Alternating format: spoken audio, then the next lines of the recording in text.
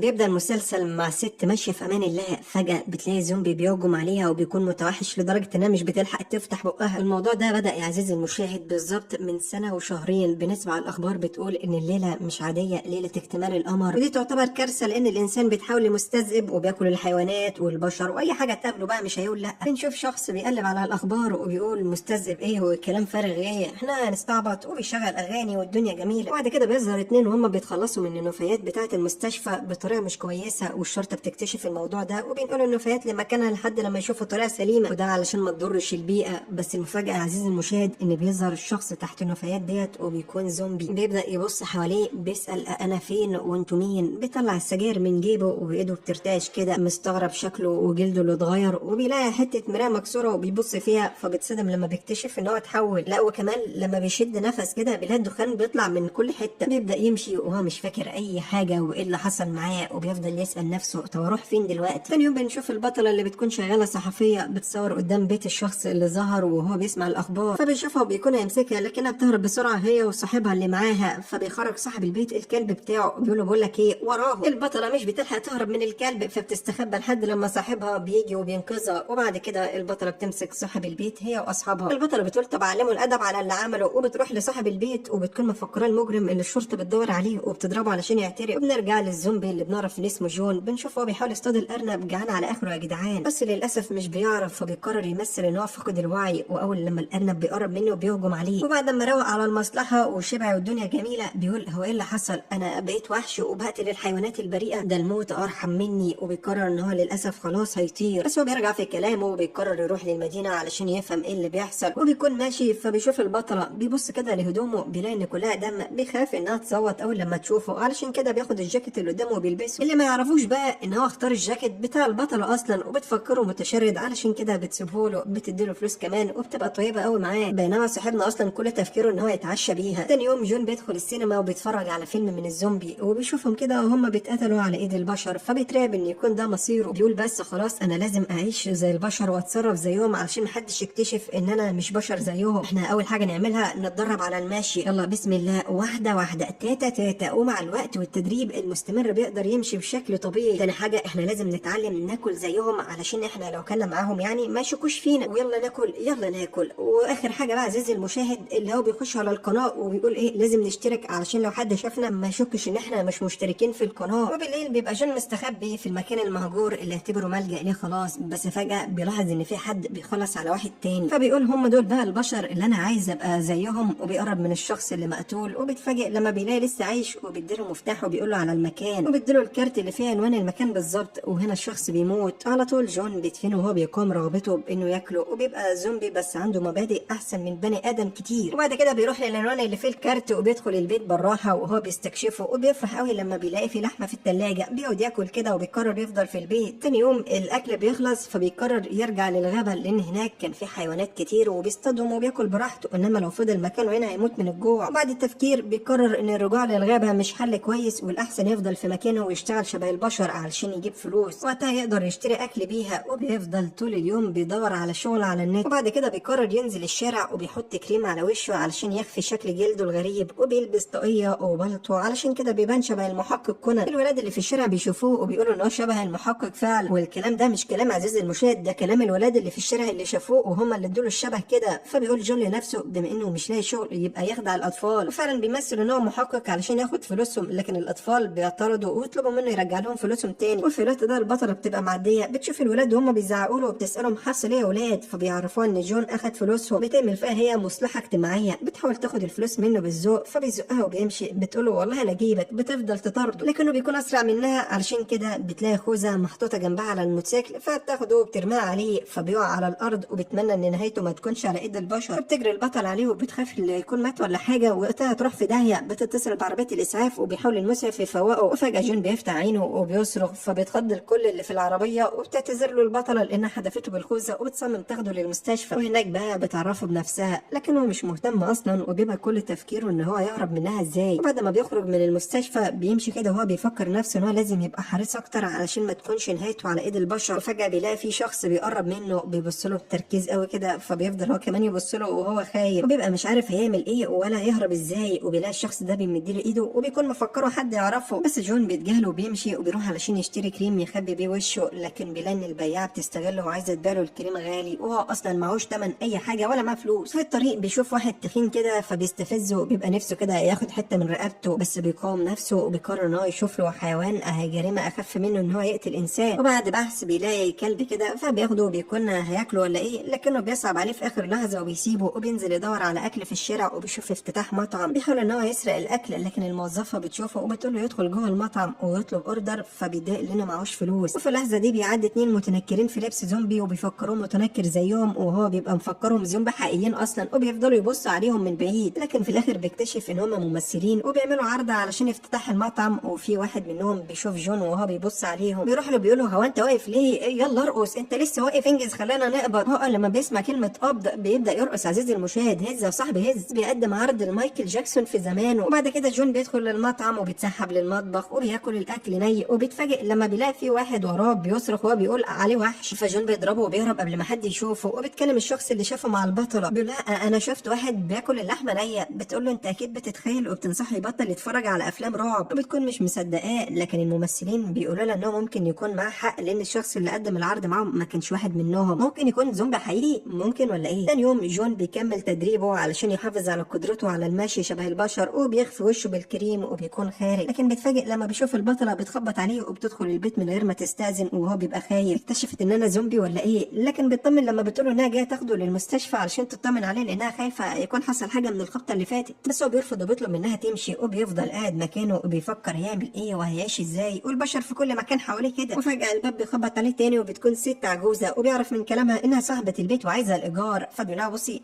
الفلوس مش معايا دلوقتي، ممكن تديني بس يومين واجيبهم لك. بتقول له لو ما دفعتش الايجار بص خلال اسبوع واحد هطردك انت من البيت وكل حاجتك. وبتمشي وبتسيبه، فبتضايق وبيفكر هيجيب فلوس للايجار دلوقتي منين وهو مش لاقي يجيب فلوس للاكل اصلا، ولا يجيب فلوس للكريمات اللي بحطها على وشي، ولا يجيب فلوس. انا عايز فلوس فلوس فلوس. بالليل بقى صاحبنا بيتمشى في الشارع وبيشوف البطله وهي متقله في الشرب وفي 2 واخدينها كده، فبيفهم ان هم ناويين يعملوا حاجه، بيبدا يطاردهم وبيقف قدام العربيه علشان ينقذها، وفعلا بيقدر ان هو ياخدها. وبتساله ليه جرى ورا العربيه؟ بيقول لها لا عادي كنت بجري مش اكتر وانا مش مهتم انقذك. بتقرب منه بتقول له انت شكلك طيب قوي وبتحضنه. ثاني يوم البطله بتصحى مصدعه ومش فاكره اي حاجه، وبعد معاناه بتفتكر لما جون طلب منها مبلغ كبير علشان تعوضه عن الاصابه اللي عملتها له لما حدفته. في نفس الوقت بيبقى جون متعصب بسبب الفواتير الكتير اللي على الشخص اللي اخذ مكانه، وفجاه الباب بيخبط بيروح يفتح فبيلاقي البطله وبتزعله لانه طلب منها مبلغ كبير. انت مش حاسس ان انت مؤفر الدنيا شويه في الرقم اللي طلبته؟ بيقول لها خلاص هات المبلغ اللي معاكي. بتقول له معيش فلوس وحالتي الماديه صعبه انا كمان. بيقول لها يعني هي ناقصه فقر؟ طب شوف انت رايحه فين الله يصلح حالك. وصاحبنا بيقرر يعتمد على نفسه بقى، بينزل يدور على شغل، وفي اثناء ما هو ماشي في الشارع بيشوف اعلان لشغل، وقبل ما يتكلم مع الست اللي بتوزع الاعلان بتكون مشت. بعد كده بيروح ياخد الكلب اللي كان معاه قبل كده وبيقرر ان هو يشغله معاه، بيأجره للعيال الصغيره علشان يلعبوا بيه واي حاجه تجيب فلوس وخلاص. وبيتفاجئ لما بتجيله البطله وبتقول له انها عايزه منه استشاره قانونيه، وبيفهم جون من كلامها ان الشخص اللي هو اخذ مكانه كان محقق. وفي اثناء ما هما بيتكلموا في ست بتيجي وبتزعله لانه ما بيردش على التليفون، وبيفهم انها جايه للمحقق تاني، فبيقرر يتعامل على اساس ان هو، وبيلاحظ ان اغلب الناس مش عارفين شكل المحقق لانه ما كانش بيخرج غير نادرا يعني، وبيقرر يستغل ده. وبتديله الست صوره بنتها بتقول له لو لقيتها اديك فلوس كتير، وجون طبعا بيتصدم من الفلوس بس كان عايز يرفض العرض، لكن البطله بتقنعه وبتقول له انها هتساعده وفي المقابل هيتنزل عن التعويض، وبيبص للفواتير اللي عايز يدفعها وبيقرر يقبل العرض. وبتبدا عمليه البحث عن الغامض والمثير هو والبطله على اي حاجه توصلهم للبنت، لكنهم مش بيوصلوا لاي حاجه. وبيرجعوا البيت وبيكتشف جون ان الكريم خلص، فبيطلب من البطله انها تجيبه له، وبتروح فعلا وهي مستغربه اهتمامه بالكريم ده. وبعد بحث طويل بيوصلوا للبنت اللي موجوده في مركز اعاده تاهيل، وجون بيروح هناك علشان يدور عليها، وبيبقى متضايق من القوانين اللي في المكان خصوصا ان كل اكلهم خضروات وهو لازم ياكل لحمه. وبالليل بيبقى جعان علشان كده بيتسحب وبيدخل المطبخ وبيكسر قفل الثلاجه، لكنه مش بيلاقي حاجه غير عيش، فبيديله واحده جنبه علشان هي كمان بتدور على اكل. وفجاه بيحس ان في حد جاي فبيستخبى وبيدخل المدير، بيزعق للبنت وبيخلي الحارس يرجعها ودورتها بالقوه، وبيزعق للمساعد بتاعه. وبنعرف ان ده مركز للتخسيس لكن بيبقى ليه قواعد صارمه. جون بيبدا يسمع كلام المدير مع المساعد بتاعه، وبيفهم من الكلام ان هم نصابين اصلا وبيجيبوا البنات اللي بتحلم بالرشاقه علشان يحققوا ارباح من وراهم مش اكتر. وبعد كده جون بيبدا يكتشف اكتر واكتر وبيشوف ان هم بيعملوا حاجات غريبه، لا ده الموضوع كبير قوي، لا ده في حاجه غلط يا عزيزي المشاهد. وبيحاول يهرب وبيلاحظ الحراس ان هو بيهرب فبيجروا وراه، وبعد مطارده شرسه بينهم بيقدر ان هو يهرب. في نفس الوقت بنشوف البطله وهي بتتكلم مع صاحبها وبتعرفوا ان المركز ده تبع طائفه من الجماعه اياهم يعني، وبيستهدفوا الشباب وبيرسموا لهم كده حلم الجسم الصحي، لكنهم في الحياه بيقدموهم كده استغفر الله قرابين. البطله بتقرر تروح تلحق جون وتخرجه من المكان ده، لكن هناك البنت اللي على الباب بترفض تدخلها اصلا. فبطلتنا بتقعد بره وفجاه بتشوف جون وهو بيجري ومغطي وشه. في نفس اللحظه جون بيبدا يجيله ذكريات عن حياته قبل ما يموت، وبيكتشف ان هو كان بيجري برضه وشكل كان في حد بيجري وراه وناوي يتخلص منه. بعد كده البطله بتجيله وبتقول له انا اكتشفت ان الموضوع كبير ومش زي ما احنا فاكرين بنت ضايعه وخلاص، احنا لازم نكشف المنظمه دي على حياتها وننقذ البنت هي وكل اللي معاها. فبيبص لها ومش بيرد كده وبيكون مصدوم من اللي افتكره اصلا. تاني يوم بتفضل البطله تنادي على جون علشان يطلع لها ويكملوا تحقيق في القضيه، لكنه مش بيرضى يطلع لان الكريم بتاعه خلص وباين قوي ان هو زومبي ولو طلع هيتقتل من البشر. وبتجيب البطله بوتاجاز وبتطبخ قدام الباب علشان تجبره يخرج، وده لانها اكتشفت نقطه ضعفه، بيحب الاكل يا جدعان، ما هو الطريق لبطن الزومبي اكله، لكنه برضه مش بيخرج. وبتكون خلاص هتمشي وفقدت الامل، لكن بيخرج كده لما الدنيا بتبقى ضلمه. بيقول ان هو هيكمل تحقيق في القضيه بشرط انها تجيب له كريم، فبتوافق وبتروح تشتري الكريم اللي بيخفي العيوب، وهي هتتجنن من اهتمامه بحوار الكريم ده. بتروح وبتديهوله فبيحط على وشه، وبيروح بقى يراقبوا المركز اللي فيه المنظمه. وبتقول له البطله ان المراقبه من بعيد مش هتنفع والاحسن ندخل جوه. جون بيرفض وبيقول لها لا ده موضوع خطير، وبيبقى خايف يكمل، لكن البطله بتغريه كده بانها تجيب له حته لحمه كبيره. صاحبنا بيقعد يسرح في شكلها وريحتها وعمال ياكل فيها، فبيوافق وبيقول لها يلا بينا. وبتنكر في لبس العمال علشان يقدروا يدخلوا للمركز، وبينفذ الخطوات زي ما البطله قالت له بالظبط. بيوصل للبنت اللي بيدوروا عليها وبيحاول يخرجها، لكنها بترفض تمشي معاه وبيبان انها مش طبيعيه. بتفضل تصرخ وبتقول له انها لو خلفت اوامرهم هيرموها في النار. بيفهم جون ان معمول لها غسيل دماغ ومستحيل تمشي معاه، وبيقرر يهرب هو بسرعه. وفي اثناء ما هو بيجري بيشوف المدير وبيحاول يوقفه، لكن صاحبنا ولا حياته لما تنادي الرجل في ايده وطير. بالليل وجون مستخبي كده جوه المركز بيشم ريحه غريبه بتشده جامد، ولما بيمشي وراه بيكتشف انها ريحه جثث. وبيشوف رئيس المنظمه لكنه مش بيعمل له اي حاجه، وبيتكلم معاه على اساس ان هو المحقق، وبيقول ان هو دور وراه وعرف ان حالته الماديه صعبه. فجون بيساله بيقول له عايز ايه مني، بيبص له بلقمه وبيشغل له فيديو ليه والعربيه بتضربه، وبيقول له بقول لك ايه، انا لما شفتك كنت وبعد ما العربيه خبطتك قلت ان انت مش بني ادم عادي، وبعرض عليك ان انت دلوقتي تبقى فرد تجارب ليا وعامل عليك ابحاث، وفي المقابل هديك المبلغ اللي انت عاوزه. بيوافق طبعا، وبيبداوا يعملوا تجارب علشان يكتشفوا قوه جسمه. وبيبقى صاحبنا وافق علشان يخش جوه المنظمه اكتر، وبتصدم لما بيعرف اللي بيعملوه من طقوس غريبه وغسل دماغ للشباب. بعد كده الرئيس بيقدم جون للشباب وبيقول لهم ان هو مريض طول عمره حالته صعبه، بس انا قدامكم دلوقتي هشفيه علشان اثبت لكم ان انا استاهل تتبعوني. لكن الصدمه ان جون بيقول له ده انا هوريك. بتظاهر ان هو تعب اكتر وهيموت، وبيدمر صورته بين الشباب كلهم، وبيقول للمساعد ان الشرطه في الطريق ولازم يهربوا بسرعه. وفي اثناء الرئيس ما بيهرب بتحاول البطله انها توقفه، لكنه بيكون اقوى منها بيضربها. وفي اللحظه دي بيجي جون وبيساعدها، بيهاجم على الرئيس، وفجاه لون عينيه بيتحول للاحمر وبيقول له بتخوف الشباب بالنار، ده انا هوريك النار. وبيكون هياخد حته منه كده، لكن بيقف في اخر لحظه لما بيسمع صوت البطله وهي بتنادي عليه. وبتيجي الشرطه وبتقبض على المنظمه ديت، والشباب بيرجعوا لاهلهم تاني. حتى ام البنت بتشكر جون وبتقول له ان فلوسه هتوصل له، وبتبقى البطله منبهره بجون وبتقول له انها ممكن يعملوا ثروه من الشغل سوا، بس هو مش بيبقى مهتم خالص. وبيرجع للبيت وبيستمتع باللحمه اللي اشتراها بالفلوس اللي اخدها بقى. ما الراجل بقى غني حبتين ثلاثه او يومين ثلاثه يعني على حسب ما الفلوس تنتهي. وبيبقى طالع من الحمام بعد ما استحمى والكريم اللي على وشه راح. بس ايه ده انت بتعملي ايه هنا؟ بتترعب اول لما بتشوفه وبتقول له يبعد عنها، وبتطلع تجري وهي مرعوبه وبتدور على النت علشان تفهم ايه الشكل اللي شافته. فبيقول لها جوز اختها ان الشكل اللي وصفته ده شكل زومبي، لكنها مش بتكون مقتنعه وبتبقى معتقده ان الزومبي موجود في افلام الرعب مش اكتر، مش في الحقيقه. لكنه بيقنعها بكلامه وبيقول لها على فكره الزومبي مش بيحس بالالم ولا قلبه بيدق. فبتفتكر تصرفات جون الغريبه وبتصرخ وبتقول ثواني كده، هو ازاي ما اكلنيه؟ ما هو برضه يعني ازاي كنت قدامه طول الفتره ديت وما فكرش اخد حته من ورك ايدي كده؟ فبتقول بس انا اروح اساله. بتاخد احتياطاتها وبتلبس خوذه وبتقول له بقول لك ايه، لو فكرت تاكلني انا واخده حمايه. بيلاحظ كده انها خايفه منه فبيبدا يضحك. وبتدخل البطله بجون وبتتكلم معاه وهي متوتره. فبيقول لها لما انت خايفه كده ايه اللي جابك؟ بتقول له خايفه؟ اخاف من ايه؟ انا مش خايفه خالص. بتفضل تشرب وفجاه بتقع من كتر الشرب، وبيبص لها جون كده علشان يطمن عليها. فبتخاف وبتقول له انا عارفه ان انت مش انسان عادي، انت دلوقتي بتفكر هتكوني من انهي حته الاول. وبتبدا تفقد الوعي وهي بتتخيل انها هتبقى العشاء بتاعه النهارده. ثاني يوم بتفوق فبتبص لايديها وبتلاقيها شبه ايد الزومبي. بتصرخ فبتيجي اختها كده على صوتها وبتزعلها لما بتقول لها انها بقت زومبي، لكن بتتضح انها كانت بتتخيل. وبتبقى مستغربه انها في المستشفى. فبيقول لها الدكتور ان في حد جابها ودفع لها مصاريف المستشفى وماشي. بتقول له كان زومبي صح؟ فبيستغرب الدكتور كده وبيقول لها سلامة عقلك يا انسه، ده كان شاب عادي. وبالليل جون بيبقى في الاتوبيس وبيجي الظابط وبيطلب منه يطلع البطاقه بتاعته، فبيتوتر وبيبقى مش عارف يتصرف ازاي. وفي اللحظه دي بتيجي البطله وبتقول للظابط جون ده الرئيس بتاعي ونسى البطاقه بسببي، علشان كده بقول لك ايه اضمنه بنفسي وبروح. فالظابط بيقول لها خلاص يا ستي وبيسيبها وبيمشي. وبعد كده بيروحوا المطعم سوا، وكل شويه البطله تساله ها هتكوني امتى؟ بيقول لها يا ست اطمني طمني انا زومبي طيب، وبيعرفوا ان هو اصلا مش عارف هو مين وعايش حياه مش بتاعته. قلت له بس انا هساعدك تفتكر حياتك وتعرف انت مين، وبتنصحه يتعامل على انه المحقق لان دي شغلانه كويسه هتجيب لنا فلوس كتير نشتري بها اكل كتير علشان ما تفقدش السيطره على نفسك وتضطر تاكل حد. تاني يوم جون بيقرر يرمي الطاقيه ويبدا يتقبل نفسه ويعيش بين الناس، لكنه بيحافظ على الكلمات اللي بيحطها، وبيكون الكل منبهر بشكله لانه اول مره يمشي عادي كده من غير ما يخبي وشه. نروح للبطله اللي بتكون بتلعب بلاي ستيشن مع الاطفال والمفروض تقتل الزومبي اللي في اللعبه، فبتبص لهم كده وبتفتكر جون وبتقول انها مش هتقدر تعمل كده، فبتبدا تنصح الاطفال وبتقول لهم لازم تبقوا كويسين مع الزومبي لان هم قبل كده كانوا بشر زينا. في نفس الوقت في ضابط بيقابل جون وبيساله لو كان هو المحقق بجد، فبيتصدم جون وبيقول له الضابط ان هو سمع عنه كتير، فقلبه بيرتاح وبيفهم ان هو ما يعرفوش، وبيجمع ثقته اللي ضاعت منه من ثواني وبيتعامل معاه لانه المحقق، وبيقول له الضابط ان هو يحتاج مساعدته في بعض القضايا. بتيجي هنا البطله وبتحاول انها تخلي الضابط يمشي بسرعه علشان ما يوقعش جون في الكلام. بعدها بتروح تتكلم مع صاحبتها عن الزومبي، بتقول لها ان هم اول لما بيتحولوا لزومبي بينسوا ماضيهم. في نفس الوقت جون بيكون بيسمع فيلم عن الزومبي علشان يتعلم، وبيكتشف ان الزومبي اللي في الفيلم طلع من عيله غنيه وحياته اتغيرت خالص، فبيبدا يتخيل بقى ان هو كمان كده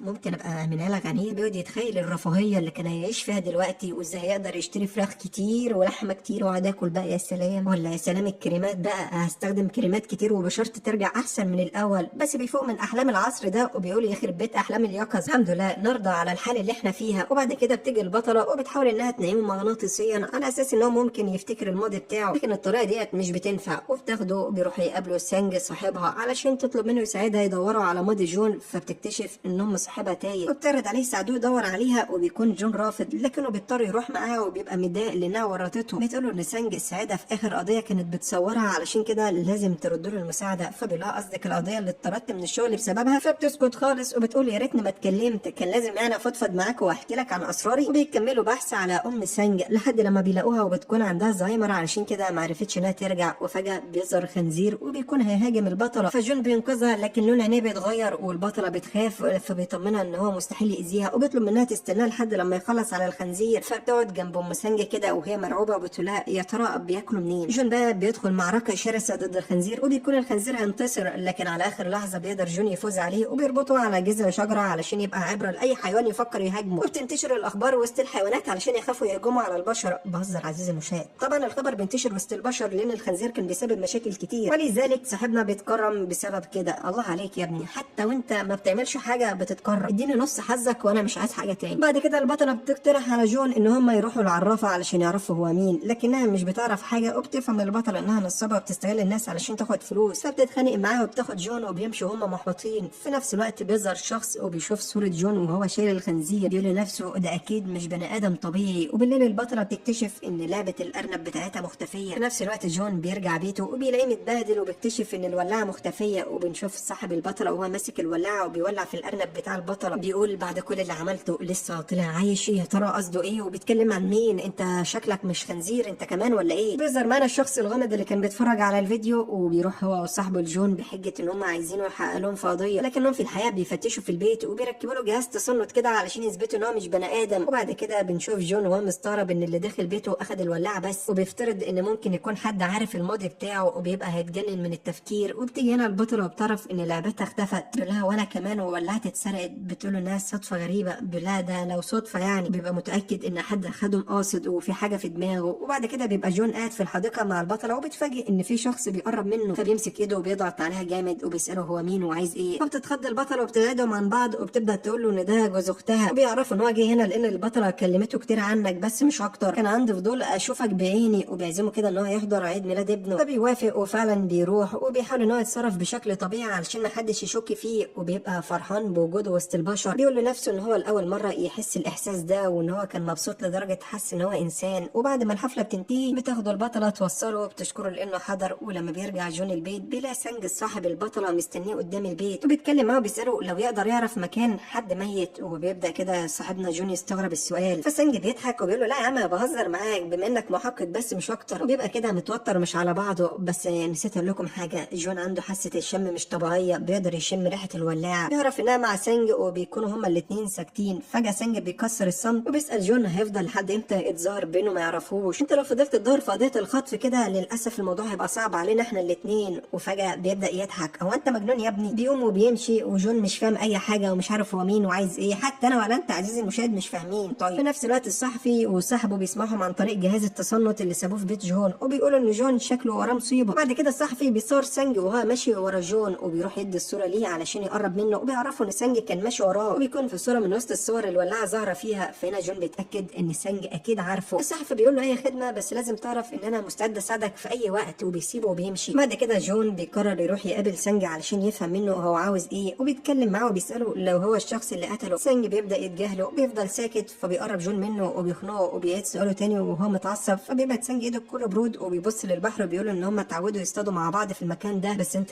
شكلك ناسي بجد اللي حصل، علشان كده انا لازم افكرك. وبيطلع الولاعه من جيبه وبيلعب بيها وبيقول له ان في يوم عيد ميلادك احنا الاثنين كنا مخططين لحاجه. فبيستغرب جون وبيساله حاجه ايه، فبيقول له انت نسيت نفسك، انت مجرم على فكره. وبيعرفوا ان هو كان خاطف بنت وللاسف خلص عليها بنهار، وهو بيقول له ان هو دمر حياته. طبعا جون مش مصدق الكلام اللي بيتقال عنه ده، وان انا من امتى مجرم، بس انت مين؟ بيقول له انا اخوك بقى. شفت الصدمه بعد ده كله؟ طلعت انا اخوك اللي انت مش قادر تتذكره. وفعلا جون بيبدا يفتكر شكل البنت وهي بتترجاه علشان ينقذها، وبيمشي وهو بيلوم نفسه ومش مصدق ان هو كان وحش للدرجه دي. هو بيقول له ما تلومش دلوقتي حد، واللي حصل حصل خلاص، وبنصحك تنساه وتكمل حياتك عادي. بس جون مش بيقدر يتقبل الموضوع وبيفضل يلوم نفسه وبيقول ان هو وحش، وبيتحول شكله لشكل الزومبي لان المطر بينزل عليه وبيمسح الكريم. فبيبص للبطله من بعيد ومش بيرضى يرجع للبيت، وبيقول لنفسه انا مجرد وحش، انا مش هقدر اعيش بعد ما عرفت عن الحقيقه القذره عني ديت. وبيحاول ان هو للاسف يطير باستخدام شنيور، وده بما انه زومبي يعني، لكن برضه ما بينفعش لانه طلع بايظ. فبيقول نشوف طريقه تانية هي الكهرباء، لكن برضه مش بتنفع لانه للاسف طبيعه جسمه مش زي البشر، ده زومبي. تاني يوم بيحاول يدخل منطقه خطر يمكن يحصل اي حاجه من تحت الارض الطيار، لكن هنا جوز اخت البطله بيشوفه وبيمنعه وبيفضل يتكلم معاه. فبيمشي وبيسيبه كده علشان يرتاح من زنه، وبيقعد يفكر هيعمل ايه، وبيقول لنفسه هو الموضوع صعب كده ليه يا جدعان؟ ولا انا علشان مش عارف اموت يعني لاني زومبي؟ في نفس الوقت مرات سانج بتساله لو الشاب اللي شافته معاه امبارح هو جون، فبيقول لها ان جون مات خلاص بلاش تجيبي سيرته تاني. في اللحظه ديت البطله بتيجي وبتتكلم مع سانج وبتقول له انها لقت معلومات بخصوص قضيه الخطف اللي حصلت من سنه. بتطلع البطله فلاشه وبتقول له ان فيها صوره للخاطف، وبتعرف انها لسه ما شافتهاش وهتشوفها معاه. فبيقلق وبيبدا كده يسحب الشاكوش اللي جنبه علشان يضربها بيه، وهي بتاخد بالها وبتكب الميه على وشه بسرعه وبتطلع تجري. بتقفل الباب عليه وبتترجى مرات سانج انها تتصل بالشرطه، فبتمثل انها هتعمل كده وبتضربها على دماغها، فبتفقد الوعي، ولما بتفوق بتلاقي نفسها متكتفه. حتى انت يا مرات سانج طلعت زيه. بيبدا سانج يتكلم معاها بيقول لها على فكره انا ايدي مش مكسوره ولا حاجه، انا خليت مراتي هي اللي تعمل لي كده علشان اخلع منك في موضوع التحقيق وما تجيش يم، علشان وقتها لو فكرتوا تحققوا معايا فانت تكتشفوا عني حاجات انا مش عايزكم تعرفوها. بيسيبها مربوطه كده وبيقعدوا ياكلوا جنبها بكل برود. هي بتستغل ان هم مشغولين وبتحاول تفك نفسها، وبعد معاناه تقدر تعمل كده بما ان حظها مش قد كده عزيزي المشاهد. بتلاقي مرات سانج في وشها وبتضربها وبيتخانقوا سوا، لكن البطله بتبقى نينجا بتقدر انها تنتصر عليها وبتهرب منها. وفي اثناء ما هي بتجري بيظهر حد وبيشدها، فبتخاف وبتصرخ لكنها بتطمن لما بتلاقي جون. بتبدا تتكلم معاه وبتقول له ان سانج ومراته طلعوا مجرمين للاسف وكانوا مشاركين في قضيه الخطف. وفجاه بتفقد الوعي وبيبلغ جون الشرطه عن سانج ومراته، فعلى طول بيوصلوا علشان يقبضوا عليهم، لكن بيقبضوا على مرات سانج لان للاسف جوزها بيهرب لما بيشوفهم هم جايين من بعيد. وفي اسم الشرطه جون بيسمع شهاده مرات سانج اللي بتتكلم عن اللي حصل كله، وبيفهم دلوقتي ان سانج ضحك عليه وكان بيفكروا ان هو المجرم، بس الحمد لله جون طلع بريء. وبيتصل بيه كده وبيساله عن الحقيقه، فسانج بيقول له لو عايز تعرفها قابلني. بنشوف احنا مرات سانج والظابط بيحقق معاها، بتقول له على فكره انا ما بخلفش، علشان كده البنت اللي احنا كنت زي ما بتقول خاطفينها كنت عايزه اربيها، بس كنت عايزه اعتبرها زي بنتي. وبنرجع بقى لجون اللي بيروح يقابل سانج وبيتصل بيه، فبيقول له ان هو جوه العربيه، واول لما بيفتح الباب العربيه بتنفجر، وبيبان ان سانج كان بيخطط يموته. وبيبص عليه وبيقول له ان الموت احسن من الحياه، وبيمشي وبيسيبه. وبيبص جون للعربيه اللي بتولع وبيفتكر البنت الصغيره لما كانت بتقول انها عايزه ابوها. في نفس اليوم شافها وهي مربوطه، ولما حاول ينقذها حد خبطه على راسه وفقد الوعي. وبيفهم ان سانج ضحك عليه ومش هو اللي قتل البنت دلوقتي. وبنروح لسانج اللي بيتكلم مع والدته وبيقول لها ان كل حاجه انتهت. وفجاه بيلاقي جون في وشه بتصدم وبيقول له ازاي انت لسه عايش؟ فجون بيمسكه يضربه وبيروق عليه وبيساله ليه بتعمل كده؟ صاحبنا بيضحك ضحكه خبيثه وبيقول له يبقى افتكرت دلوقتي كل ده بسببك، لانك انت اللي كنت بتدور على البنت، لو ما كنتش جيت كان زماننا عايشين مبسوطين. انا كنت عايزه تبقى بنتي لكن جيت ودمرت كل حاجه. وبيضربه كده وبيكون واخد امه وماشي، لكن فجاه جون بيقوم وبيقول له من سنه كنت انت السبب في موتي ودلوقتي جيت دور علشان ارجع حقي. سانج بينبهر كده وبيقول له هو انا المفروض اقتلك كم مره يعني؟ او انت ما بتموتش؟ بس هو بالمسدس عليه لكن الرصاص مش بيعمل اي حاجه. وفجاه امهم بتقف قدام جون وبتفتكره وبتنادى عليه باسمه، وللاسف بعدها بتموت. جون بينهار من العياط، وهنا سانج بيستغل الفرصه وبيهرب. بيبدا يحضر العزاء وهو حزين على والدته، وبتحاول البطله انها تقف جنبه وتواسيه، لكنه بيعرفها ان هو لازم ينتقم من اخوه. بتحاول انها تفتح معاه كلام لكنه بيفضل ساكت، بيتجاهلها وبيمشي وبيكون منهار وحزين. خلاص ذكرياته كلها رجعت له، بيقرر يروح يهتم بقى ببيتهم القديم، وهناك بيلاقي حد غريب ساكن وبيساله هو عاوز ايه، فبيقول له ان هو غلط في العنوان وبيمشي، وبيروح يقعد في الحديقه وهو بيبص على صوره والدته. بيقول دلوقتي ان هو بقى وحيد من غيرها، بيمشي وكانه متشرد، وبيفضل يبص على الفراخ اللي في السوق، وبيقول ان هو بيكره نفسه لانه بيميل دايما لاكل اللحوم، وبيقرر يحاول يبعد عنهم خالص، وبيبدا ياكل الحشرات اي حاجه تسد جوه وخلاص برضه، ولكنها مش بتشبعه، وبيلوم نفسه لانه لسه بيتمنى ان هو ياكل كده اي حته لحمه من اي ورك معاد، وبيفتكر لما كان نفسه ياكل سنج وبيقول يا سلام يا ريتني كنت كلت. وبالليل بيفقد السيطره على نفسه وبيمشي في الشوارع وبيبدا يدور على اي لحوم، وبيرجع للبيت وهو متبهدل خالص، وفجاه الباب بيخبط، فبيعمل نفسه مش موجود، بس بيلاحظ ان اللي بره بيحاول يفتح الباب، وبيكون الباب ضعيف وبيفتح معاه بسهوله، وبيبقى جوز اخت البطله، وبيستقبله جون كده بعد ما حط الكريم. وبنعرف ان هو مخرج وبيتكلم مع جون علشان عايز يعمل مسلسل عن الزومبي، وعايز يعمل دور البطل لانه شايفه مناسب للدور ده خالص، وبيبدا يتخيل جون كده في الدور ده احنا هنكسر الدنيا خالص. جون بيقول له لا معلش، انت لو ما طلعتش من هنا دلوقتي انا ممكن اكسرك، لان انت مش عارف انا بقاوم ايه دلوقتي. فالراجل بياخد رجله في ايده وبيخاف وبيطلع يجري. جون كده بيشوف ولد واقف قدام الباب، فبيتضايق من نفسه لانه بيفكر يهجم عليه، فبتيجي هنا جارته وبتحاول تفتح معاه كلام، بتجاهلها وبيقفل الباب في وشها. وبعد كده البطله بتروح تزور جون وبتكلم معاها، بتقول لها ان رغبته في اكل البشر بتزيد كل يوم، وبيطلب منها تساعده، بيقول لها ان هو مش عايز يعيش كده، فبتوعده انها هتساعده فعلا، وبتبدا تدور على النت عن معلومات ممكن تساعدهم تفهم ازاي تتعامل مع الرغبه اللي جواه. وتاني يوم بتروح له وبتربطه وبتحط كاميرا في البيت، بتقول له انها تسجل اي حاجه يعملها لمده 3 ايام، لانها قرت كده ان دي احسن طريقه فعاله، وبتفضل قاعده مستنيه تشوف ايه اللي هيحصل لما يجوع. وفجاه الباب يخبط وبيكون الضابط بيقول لها ان هو عاوز يتكلم مع جون، بتكذب وبتقول له ان هو سافر امريكا، وبتفضل مستنيه بره. المهم بيعدي اليوم الاول والتاني والتالت والايام بتنتهي، وبتدخل تشوف حصل ايه، فبتلاقي جون اتحول وحالته بقت صعبه خالص لدرجه ان هو ما عادش بيتعرف عليها، بيحاول يهاجمها وبيقرب منها لكنها بتكون نينجا، بتضربه على دماغه بالطاسه. ولما بيفوق بقى بيسال حصل ايه، بتقول له حصل ايه ده انا هربيك، بتهجم عليا انا بعد كل اللي عملته، بس على العموم يا عم انا لقيت طريقه عشان اسيطر عليك. وبتقول له انها كل لما يحاول يهاجمها هتضربه، بس احنا محتاجين طريقه فعاله اكتر مننا كل مره اضربك، يعني علشان خاطر الناس اللي حواليك، ولو افرض يعني ما بقتش جنبك في مره من الايام. وبنروح للسجن وبنشوف رئيس المنظمه وهو واقف عمال يشتم جون كده وبيقول له هشوفك بس، وبيسمعوا مسجون جنبه وبيساله يعرف المحقق منين، وبنعرف ان النهارده ميعاد خروجه وشكل المسجون ده وراه مصيبه. لا وايه كمان ده بيوعد المحقق ان هو هينتقم منه، وبما ان المحقق مات فاحنا دلوقتي عارفين هينتقم من مين. وبنروح للصحفي اللي بيبقى قاعد مع صاحبه وبيتخض قوي لما بيشوف المجرم قدامه، وبيقول له ايه ده هو انت خرجت؟ ده الواحد كان حزين انك دخلت السجن والله. فبيبص للاكل اللي حواليهم وبيقول له لا ما هو باين انك كنت حزين فعلا خالص. وبيفتح الشباك وبيبص على جون اللي بيبقى بيته في وشه، وبيساله لو هو ده المحقق، ولما بيقول له الصحفي هو، بيقول له خلاص كده انت عملت اللي عليك. الصحفي بيقول له هو في حاجه ولا ايه؟ المجرم بيقول له لا ما فيش، ده انا سمعت عنه شويه اشاعات في السجن وكان عندي فضول اشوفها بعيني. وبنعرف ان المجرم ده اسمه كيم، وفي مره من المرات كان انقذ الصحفي، علشان كده الصحفي مديون ليه وبينفذ له كل طلباته. كيم بيطلب منه ان هو يراقبه كده ويمشي ورا جون ويعرف كل تصرفاته، وبيبقى مستخبي جوه كرتونه علشان ما يشوفوش. العيال الصغيره بتشوفهم وبتقول ايه ده الكراتين بتمشي، وبيجروا عليهم كده، ولك ان تتخيل الباقي عزيزي المشاهد. في نفس الوقت البطله بتبقى بتسال عن كيم، وبتعرف ان هو اتحبس لانه اتخلص من النفايات بطريقه غير شرعيه، وبتعرف ان هو بيتبنى الحيوانات ويربيهم. وبتروح هي وجون للملجأ بتاع الحيوانات، واول لما بيشوف جون صوره كيم بيفتكر شكله وهو السبب اصلا في موت المحقق. بنعرف ان اصحابنا اصلا كانوا بيدوروا على كيم لان هم لقوا اسمه مكتوب في بيت المحقق. كل ده والصحفي متابعهم وبيصورهم وبيوري الصوره لكيم اللي بيقول له شكلي ناوي ارتكب جريمه تانية ولا ايه قريب. وبنرجع للبطله اللي بتبقى بتتفرج على فيديو القبض على كيم، وبتشوفها واحده وبتقول لها ان هو انسان حقير وبيعمل جرائم كتير ما تتعدش، وعامل نفسه شخص طيب وبيحمي الحيوانات. بعد كده جون بيقابل نفس المخرج تاني وبيحاول يقنعه بالمسلسل وبيحكي له عن احداثه المرعبه علشان يشوقه ليه ويخليه يوافق، لكن جون ولا هنا اصلا ولا مهتم وبيتجاهله وبيمشي. ولما بيرجع بيته بيشوف الصحفي هو وصاحبه وهم مقطعين الكهرباء وبيستخبوا علشان يفتشوا البيت، لكنهم بيقعوا في شر اعمالهم وبيتكهربوا لدرجه ان شعرهم بيقف من كميات الكهرباء. وبيفوقهم جون كده وبيصحوا مخضوضين، بيسالهم بقى كنتوا بتعملوا ايه يا حلوين؟ بتوتر الصحفي وبيقول له لا ده احنا تقلنا في الشرب علشان كده اتلخبطنا في البيوت. فبيسيبهم يمشوا بالرغم من انه عارف ان هم كدابين، وبيقول للبطله انا متاكد ان كيم هو اللي وراهم، وبيطلب منها تجمع معلومات عنه اكتر. وبتروح البطله تقابل ست من المسؤولين عن رعايه الحيوانات، وبتقول لها على فكره كيم مخادع وحش عنيف رغم كل اللي انتوا تعرفوه، لكن الحيوانات اللي بيجمعها للاسف بيتخلص منها. بالليل جون بيلاقي حد داخل بيته وبيهاجمه وبيكون لابس قناع مهرج، فبيقول جون طب اضربه ولا اضحك عليه طيب ولا اعمل ايه؟ بيمسكه ويرنوا علقه محترمه وبيشد القناع اللي على وشه. بيتفاجئ لما بيلاقيه الصحفي الصحفي وبيساله مين اللي بعتك، بيرفض ان هو يقول. وفجاه جون بيغضب كده وبيبدا يتحول لزومبي، بيفكر ان هو ياكل حته من وركه ولا حاجه، وبيكون جون خلاص هياكله، لكن بيقوم نفسه على اخر لحظه وبيطلع يجري. وفي اثناء ما هو بيجري بيخبط في البطله وبتروح تجري وراه هي كمان، ومش فاهمين احنا بنجري ليه. وتاني يوم جون بيفوق وبيسالها لو اكل الصحفي، فبتعرفه ان هو قدر يمنع نفسه، وبيكون متضايق لانه بيفكر لسه في اكل البشر. لكن البطله بتقول ان هو على الاقل بيحاول يمنع نفسه. وبتعرفوا انها اكتشفت ان كيم مش شخص عادي، ده شخص حيوان. انا متاكده ان كيم ده ورا بلاوي كتير، وبيكون شاكك ان المحقق كان بيدور وراه علشان كده اتخلص منه. وبيدوروا في مكتب المحقق وبيلاقوا مجموعه صور، فبيقول جون ان المكان اللي في الصوره ده هو نفس المكان اللي فاق ولقى نفسه فيه. وبيكتشف من الورق اللي بيلاقيه ان كيم بيعمل تجارب على الحيوانات علشان يحول الناس لزومبي، وبيقول ان هو اكيد اتعمل عليه التجارب ديت، وده السبب اللي خلى المحقق يديه مفتاح مكتبه. وده لان المحقق اكتشف ان التجارب بتاعته نجحت، وعرف ان انا اتحولت، علشان كده بيحاول ان هو يداري عني باي طريقه. احنا مطلوب مننا دلوقتي نتاكد ان كيم هو السبب في اللي انا فيه، وقتها مش هرحمه. وبيقرر يروح للصحفي لانه اكيد عارف معلومات عنه. وبنروح للصحفي اللي بيكون لسه متاثر بالصدمه، وبيحكي لصاحبه كده عن شكل جون المرعب، عينيه المخيفه اللي بتنور بالليل ده. بس فجاه بيلاقيه في وشه، فبيقول هو اللي بيخاف من العفريت بيطلع له ولا ايه؟ بيساله انت عايز مني ايه؟ جون بيقول له لا مفيش، انا مش ناوي اذيك، بس بشرط تقول لي كل اللي تعرفه عن كيم. بيقول له بص انا مش ناوي اعترف عن حاجه، بس علشان انت جون انا بحبك لله في الله. بدايه معرفتي بكيم كانت من 5 سنين لما كان بيبحث في قضيه الشخص اللي بيقتل الناس. وبس يا سيدي دي بدايه معرفتي يعني، ومش هقدر افيدك بمعلومات اكتر من كده. وببدا احاور بقى في الكلام. جون بيزهق وبيمشي. وبعد كده الصحفي بياخد صاحبه وبيتسحبوا للمعمل اللي كيم بيعمل فيه التجارب، وبيتصدموا من الشكل اللي بيشوفوه، واللي بيبان ان هم تعرضوا لتجارب صعبه خلتهم شرسين. وبيلفت انتباههم قفص كبير، فبيقربوا منه، وفجاه في شخص بيظهر من جوه القفص. وطبعا هم بيعيطوا من اللي بيحصل لهم، فبيقعوا على الارض وهم مرعوبين. وبيكون كيم واقف يتفرج عليهم بكل برود. ولما بيفوقوا بيلاقوا نفسهم متكتفين، وبيشوف كيم وهو شايل جون، وبيفضلوا كده يبص عليهم وهم مرعوبين، وبيتخيل اللي ممكن كيم يعملوا فيهم. وبيفوق جون كده ومستغرب هو جه هنا ازاي، وبيبص لكيم وبيساله هو انت قتلت المحقق ليه؟ بيقول له مفيش، اتدخل في اللي ملهوش فيه، بس انا فخور ان انت قدرت توصل للمستوى ده. انا الصراحه مبسوط من المستوى اللي انا وصلت له. انت بتمشي وبتتعامل زي البني ادمين، انت اكبر انجاز ليا لانك زومبي بس عندك حواس وبتفكر زي اي انسان عادي. جون بيتعصب منه وبيقول له انت مجنون. وبعد ما بيمشي كيم بيقدر جون يفك نفسه، وبيروح يفك الصحفي اللي بيبقى مفكره هياكله، لكن بيتضح ان هو طيب، وبيقول له يلا بينا نهرب بسرعه. وبيتفاجئ جون لما بيشوف الشخص اللي محبوس في القفص. بيفهم دلوقتي ان هو مش الزومبي الوحيد. وفجاه في غاز بينتشر في المعمل، وكلهم بيفقدوا الوعي للمره الثانيه. وبعد كده جون بيفوق وبيلاقي نفسه متكتف اكتر من الاول، وبيشوف كيم وهو قاعد قدام ست فاقده الوعي، وبيقول لها ان الذنب ده للاسف مش ذنبي. شبه الذئب بالظبط، بيحب انثى واحده طول حياته، وبيسرح بتفكيره. وبيفتكر لما كان بيحاول ينقذ مراته، لكنه بدل ما ينقذها حولها لزومبي. وبيبص لها كده وبيقول لها ان هو هينقذها باي طريقه. وبنكتشف عزيزي المشاهد ان كيم عمل كل التجارب ديت علشان يرجع مراته من الموت، وفعلا استغفر الله عرف يرجعها، بس المره دي على شكل زومبي. وكان بيعمل التجارب على البشر والحيوانات علشان يحاول يرجعها بني ادمه طبيعيه. كل ده وجون قاعد دلوقتي يفكر في مصيره المجهول مع الشخص المجنون ده. وفجاه بيلاقي البطله بتنادي عليه وبتقول له انها بقالها كتير بتدور لحد لما عرفت تلاقي مكانه، وبتفك الصحفي وصاحبه. وفي اثناء ما البطله بتحاول تفك جون، الصحفي بيشوف صندوق مكتوب عليه ان في حاجات متعلقه بالحيوانات اللي اتعمل عليها تجارب. وبيتفاجئ لما بيشوف الطوق بتاع كلبه اللي كان بيحبه، وبيتعصب والدم بيغلي في عروقه، وبيروح يضرب كيم، فبيمسكه كده وبيخنقه، وبيقول له انت بالنسبه لي كان كلب صيد، انت كنت مجرد بتجمع لي شويه معلومات اللي انا عاوزها. وبنرجع للبطله اللي بتكون لسه بتحاول تفك جون، وبيقول لها ان كيم عمل كل التجارب ديت بسبب مراته اللي اتحولت لزومبي. وفجاه بيشوف مرات كيم وهي بتقرب من البطله، فبيقول لها ما تتحركيش. بيفك ايده وبيشدها بعيد، وبيحاول يتواصل مع مرات كيم لكنها مش بتعمل اي رد فعل. وفي اللحظه ديت كيم بيجي وبيرفع السلاح على جون، وبيسيب مراته علشان تاخد راحتها مع البطله وتتغدى كويس. وبعدها تحلي بالصحفي وصاحبه، فبتكلم جون كده مع مرات كيم تاني، وبيقول لها انها ممكن تقدر تتحكم في نفسها لان هو كمان كان زيها. قدرت اسيطر على نفسي وما اكلش اي بني ادمين، لكنها مش بتهتم بكلامه وبتهجم على الصحفي، فبيقع عليها الصندوق والادويه وهنا بتموت. كيم طبعا اول لما بيشوف اللي بيحصل بينهار، وبيفضل يبص لها ويصرخ يقول ان هو كان عايزها تفضل معاه سواء كانت زومبي او بني ادم. وبعد كده الصحفي بينتقل للمستشفى وبيتم القبض على كيم، وبيكون جون قاعد كده فرحان ان هو اتخلص منه اخيرا، لكنه بيتفاجئ بالظابط اللي بيقول له ان هو هيتقبض عليه لانه انتحل شخصيه المحقق. كل لحظه ديت بيجي له اتصال وبيعرفوا ان كيم للاسف قتل الظابط اللي قبضوا عليه وهرب، فبيكلبش جون بسرعه وبيسيبه في العربيه علشان يروح يشوف حصل ايه. بس طبعا جون بيفك نفسه بيقول هو انا كان مالي ومال كل الحوارات ديت، ما كنت ميت ومرتاح. تاني يوم الصحفي بيفوق وبيشوف خبر ان كيم قتل الظابط وهرب بتراب، وبيخاف ان هو يجي هو كمان علشان ينتقم له لانه كان السبب في اللي حصل لمراته. وبيروح القسم علشان يطلب من الظابط يحميه، لكنه بيرفض، وبيكون شايف ان هو مش مهم لدرجه ان كيم اصلا ممكن يفكر فيه. فبيرجع الصحفي البيت وهو خايف وبياخد احتياطاته علشان لو كيم هاجمه ولا حاجه. وتاني يوم الصحفي بيقابل البطله وجون، وبيعرف منهم ان كيم حول نفسه لزومبي.